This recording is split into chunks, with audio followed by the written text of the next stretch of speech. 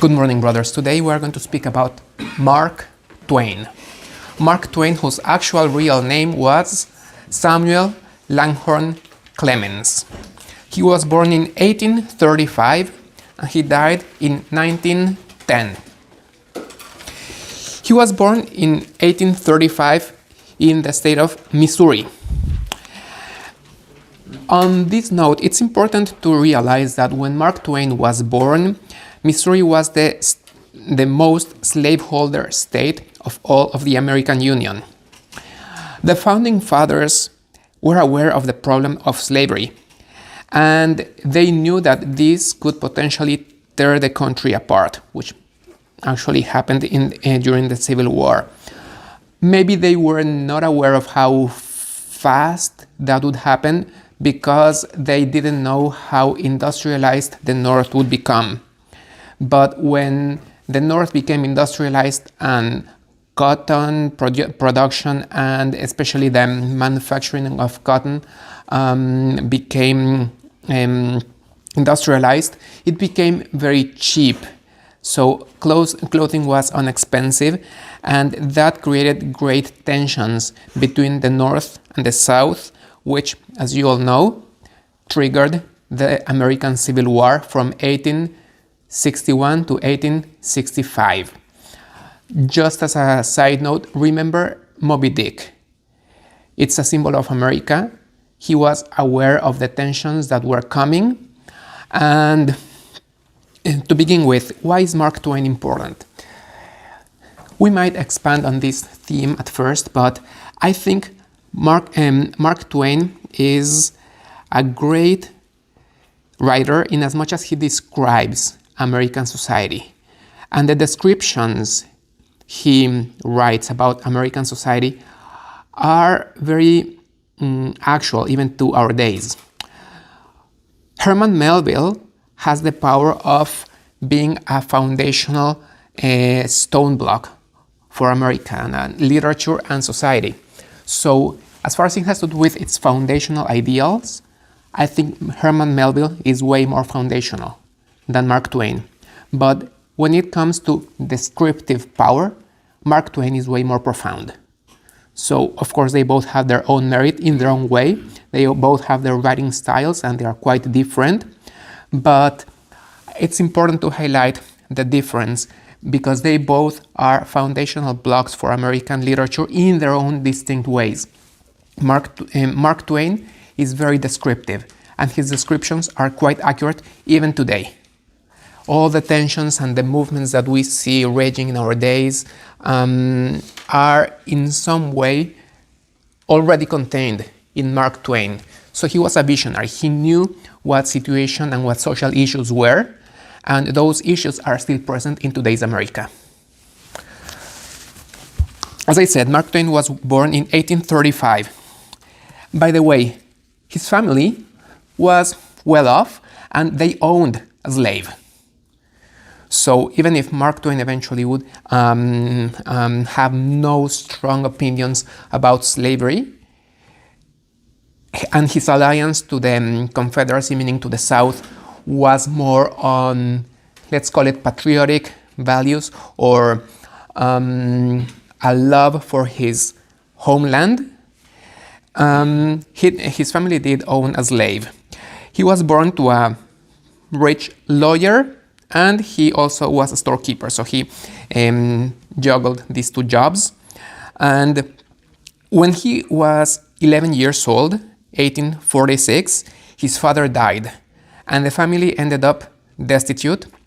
And Mark Twain started, and practically he spent all of his teenage years looking for different ways to make ends meet, to make some money. He started working as a printer's apprentice, for publications and all of that. He was an apprentice. He also started writing for his brother's newspaper. But what eventually would get him good money was, let's call it, his education. Of course, it was a completely informal education as a steam power ship pilot. By 1857, most of the ships sailing the Missouri River were steam powered. So when Mark Twain was 21, he asked a pilot to train him so he could become a pilot himself.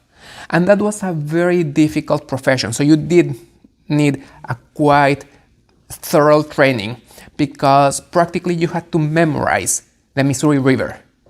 You didn't know which parts were shallow, which parts were deep enough for ships to navigate. So you had to know very well where all the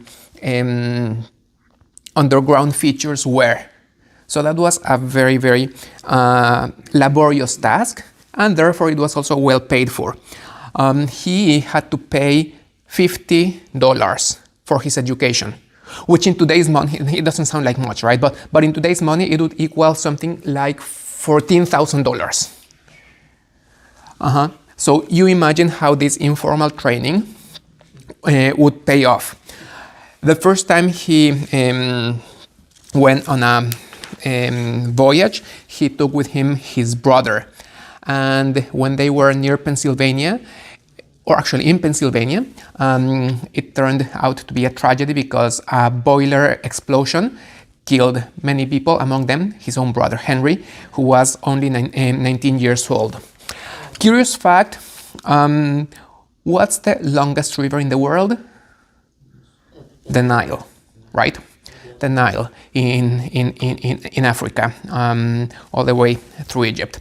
But I don't know why, and you can ask geographers why the Mississippi River is a very long river. And it has another source, which is the Missouri. I don't know why they start counting from the Mississippi head all the way to the end of the river. Because if they started counting from the head of the Missouri River, that eventually flows into the Mississippi River, that would be the longest river in the world. So that's even longer than, if you count from the head of the Missouri River to the end of the Mississippi River, that would be that's definitely longer than the Nile. So that would be the longest river in the world. Just a curious fact for you to know. So there was a lot of memorization work for Mark Twain as a pilot. Actually, his name, Samuel Langhorne Clemens, he eventually changed it for Mark Twain for his pen name as a writer. And what is Mark Twain? Meaning there are two marks. The second mark. The first mark was 6 feet. The second mark was definitely 12 feet. And that meant it was safe to navigate. So when you say Mark Twain, meaning that there are 2 fathoms, that means that it's safe to navigate. He was making good money as a ship pilot. But things took a turn for the worse with the outbreak of the American Civil War. So then it was not lucrative anymore, and he suffered from financial strictures. And Mark Twain joined the militia, meaning pro-Confederate army. He was favoring the South, and he fought against what he called the Yankee tyranny. The American Civil War is a very harsh conflict, and even today it can raise issues.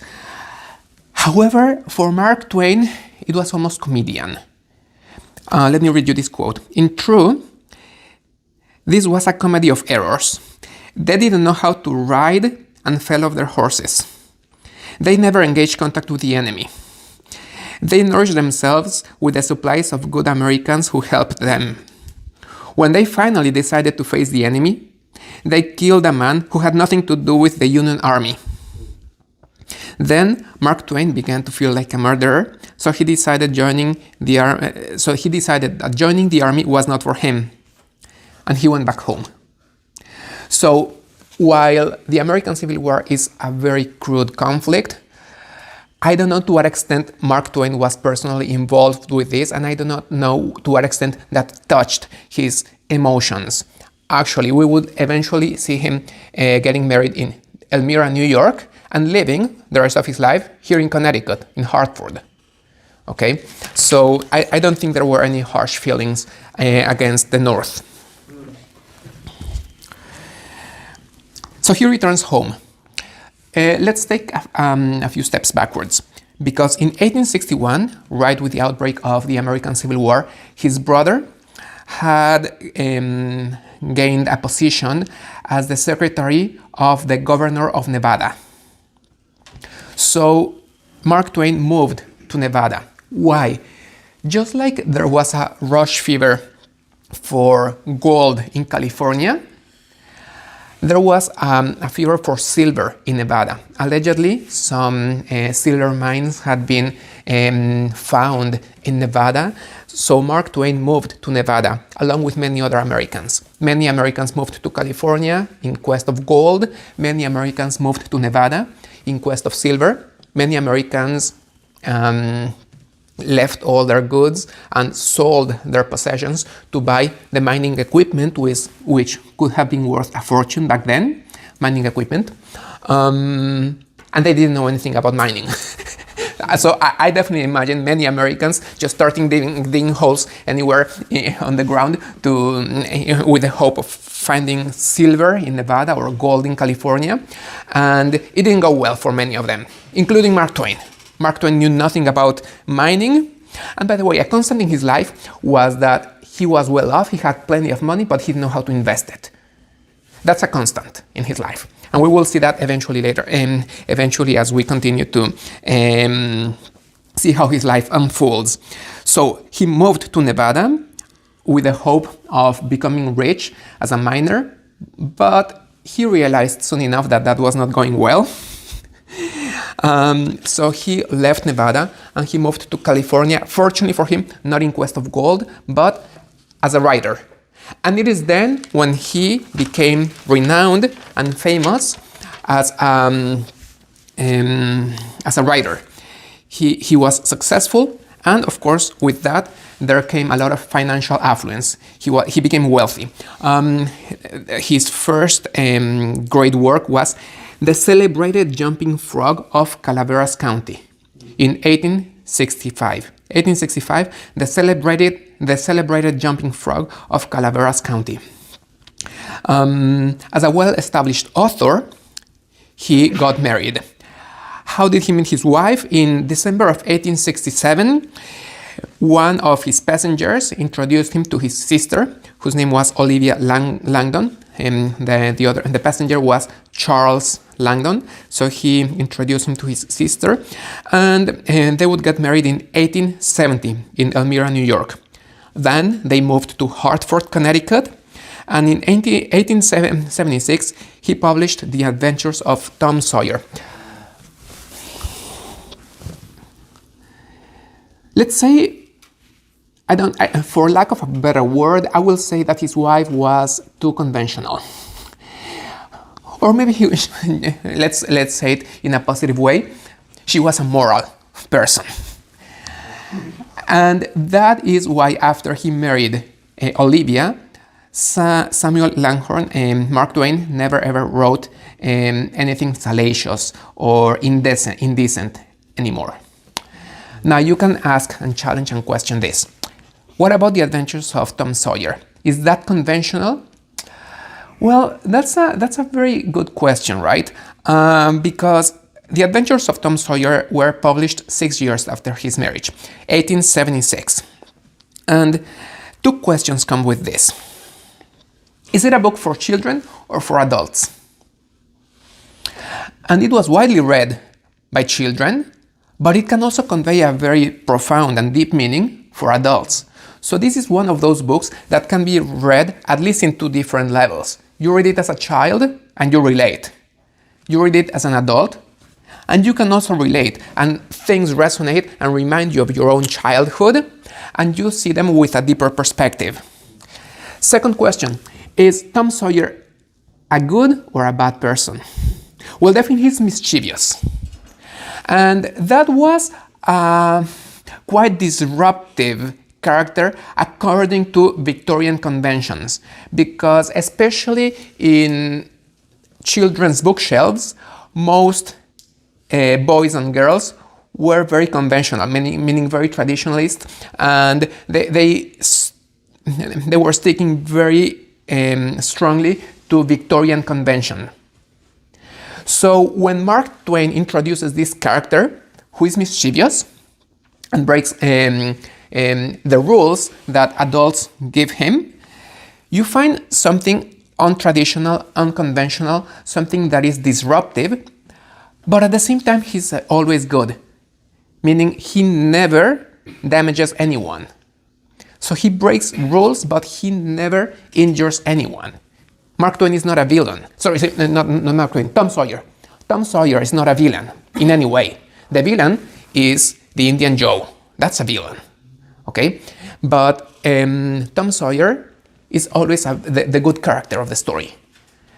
Pretty much the same would happen with Huckleberry Finn. Actually, I would even dare to say Huckleberry Finn takes it to a deeper level, where he, let's say, breaks the law, helping a slave to escape, but in the end, that's for a good cause. And I dare to make a judgment about this.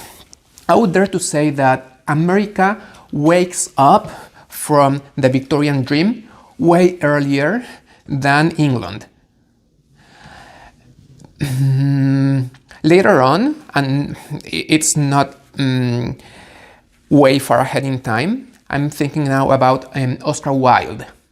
Oscar Wilde visits America and he's impressed, and he has a mental change. He changes his attitude because he discovers that America is pragmatic and there's not that hypocrisy of convention that he found in England. So that awakening and that, let's call it rebellion against Victorian convention, started in America, and eventually it would be exported to England. But that's something that we owe to a significant extent to Mark Twain. And in The Man Who Disrupted Hadleyburg, which you have in the anthologies, read it with this optic. See how we have a Victorian society that is corrupted from within.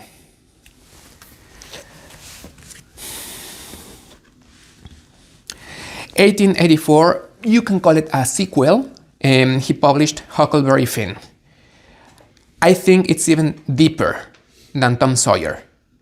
It can also be read on two different levels. You can read it as a child and you can relate. You can read it as an adult and you can also relate.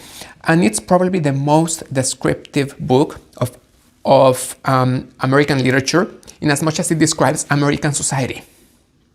Remember, I told you that Mark Twain was very descriptive while Herman Melville was foundational? Well, if we have to choose a book written by Mark Twain, it would be this, Huckleberry Finn. It describes very well the internal conflicts of American society. 1889, a Connecticut Yankee in King Arthur's court. And 1895, what he considered his best book, The Life of Joan of Arc. In his own words, that was his best novel. Not being a Catholic, he admired the character, the figure, the person of Joan of Arc. And maybe there's a common pattern. What do Tom Sawyer, Huckleberry Finn, and Joan of Arc have in common? They are lower class ranking figures, but they are the main characters of these plays, and they challenge society, and they challenge conventions, and they are favored in the end. Okay, so and these are the main characters. And here we can see an evolution and a transition toward realism. We're going to see it eventually in a way clearer light with Victor Hugo and with the Russian authors. But notice how Romanticism had focused on aristocrats or noblemen, and that would remain, for example, in Tolstoy. But with Dostoevsky, we would find lower class characters. And that's something that still has a lot of elements of Romanticism, because they are longing for a distant past, they are longing for childhood, but at the same time, there's a transition toward realism. As I said, although he was very affluent and he had lots of wealth, he was a very bad investor. For example, he invested $200,000, and I don't know what's that in today's money, but it's a fortune, in a typesetting machine. Back then, you had to place by hand the characters for the printing press. Okay, so it was claimed that there would be a machine that would automate this process. If I'm not mistaken, when I visited Mark Twain's house, I saw that machine in which he invested so much money. It was always close to working, but it never worked. So that was a failure. On the flip side, who's Alexander Graham Bell? The inventor of the telephone. He came to Mark Twain and asked him to invest in his new invention, and Mark Twain turned him down. So he was a very bad investor. Nevertheless, his family, especially his wife's family, was affluent, so you can see his house, and he could not only afford a luxurious lifestyle, but even an extravagant lifestyle, even if he was pressed with debts. Toward the end of his life, he became bitter and depressed, and his son's death made him even bitter and more depressed. Paradoxically, he spent the last years of his life working as a comedian. So he could make people laugh while he, in himself, was carrying an interior tragedy. On this note, let me mention something about Mark Twain's humor, because he's very humorous. He's also very satirical, and ultimately I think that in humor, there's a lot of truth. As a quick example, why do overall America people make fun of Texan farmers having big trucks? Well, because they happen to have big trucks. Think of your own community, and when you make fun of one of your brothers, you make fun of the one who's intellectual. Why? Because he happens to be an intellectual. And you make fun of the one who's obsessed with soccer. Why? Because he happens to be obsessed with soccer. So humor is very profound. It's very truthful. It reveals a lot about reality. So underneath every joke and every humorous statement, there's a profound truth, be it in a sarcastic way or be it in an ironic way, meaning you say the opposite or you say what is actually happening. But even if you say it as a joke, it's always very revealing about what happens in the actual world, about truth. So Mark Twain's humor is very realistic. Some quotes, a quick search on the internet. Do the right thing. It will gratify some people and astonish the rest.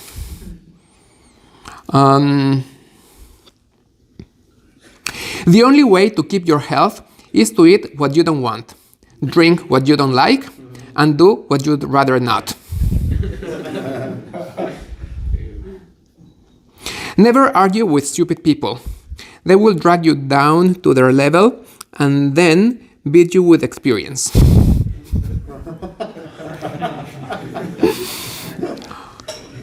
Anger is an acid that can do more harm to the vessel in which it's stored than to anything on which it is poured. So he says it in a very humorous way, but at the same time, he conveys a profound truth. Suppose you were an idiot. Suppose you are a member of Congress. But I repeat myself.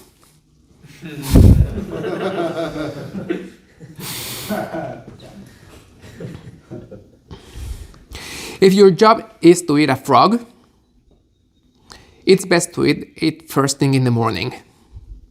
And if it's your job to eat 2 frogs, the best is to eat the biggest one first. It is better to keep your mouth closed and let people think you're a fool than to open it and remove all doubt. So, as you can see, Mark Twain is very humorous, but at the same time, he's very profound. He died in 1910 and he left this legacy to America, so I hope you enjoyed this presentation of Mark Twain's life and some introduction toward his work. And next unit we can explain and delve a little more into Mark Twain's life and work. Okay, thank you.